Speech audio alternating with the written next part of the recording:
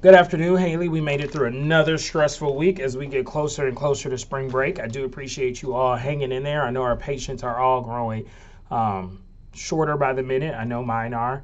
But even though we are growing impatient, student behavior is increasing as they're wearing thin as we get closer to spring break. I just want us to make sure that we're continuing to be mindful on the way we speak to students and the way we handle situations, even when our patients get shorter. I always use the good rule of thumb is just to think about how would we speak to that child if their parent was present. It does not mean that we coddle. It does not mean that we excuse or dismiss behaviors, but there is always a way that we should conduct ourselves as professionals and adults.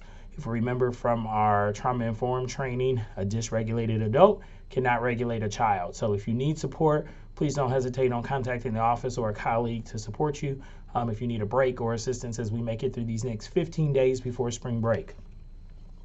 I also want to just remind you on another wellness point to make sure that you're taking care of yourself. There's a lot of illness going around, the flu. We've had several students and staff test positive for the influenza A, so make sure that you're taking care of yourself and that we're disinfecting hard top surfaces and other areas in your classrooms.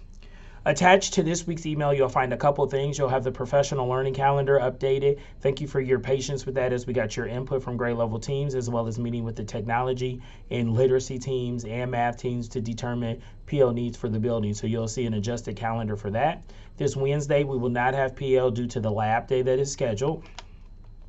Also, you will find attached an LMS idea, kind of just an outline of ways you can use the LMS, Power School Learning, to implement that into your ELA curriculum. So it's a great way just to kind of for you to start to get your feet wet around the next phase of our professional learning that we will have next Wednesday with Matt Brandenberger around how to put consumable items onto the learning management system.